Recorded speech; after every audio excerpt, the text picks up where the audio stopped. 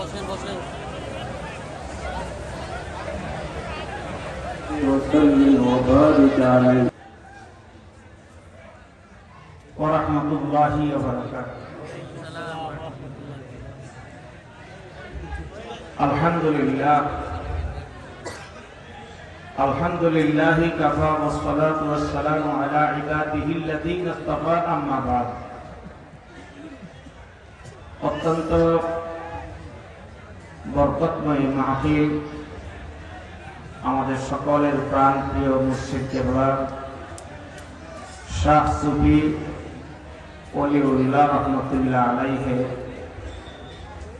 আজকে 20তম ইসালে সওয়াব মাহফিল।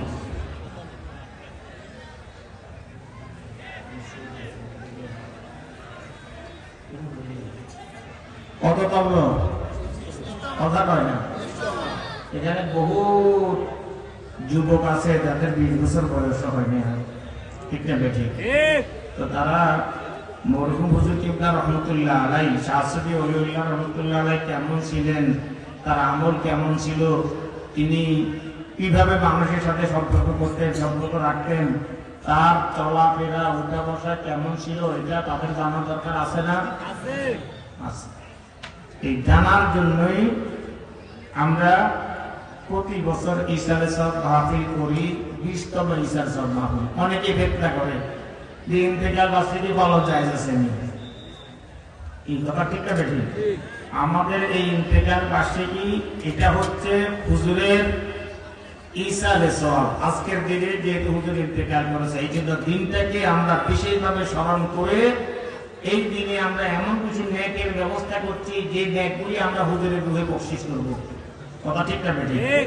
পাশাপাশি হুজুর কিবলা রহমতুল্লাহ আলাইহির জীবন কর্ম কেমন ছিল, এই বিষয়গুলি আজকের যুব সমাজ যদি জানতে পারে, তাহলে তারাও তো তার এই একটি আমল করার জন্য আগ্রহী হবে।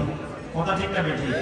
তো এই হলো আমাদের এই ইসালে সওয়াব মাহফিল আয়োজনের উদ্দেশ্য। পাশাপাশি আপনারা যারা বিভিন্ন অঞ্চল থেকে, বিভিন্ন এলাকা থেকে, বিভিন্ন উপজেলা জেলা থেকে আপনারা এই বিশাল মাহফিলের জন্য খেদমত করেন, দান অনুদান দেন, আপনার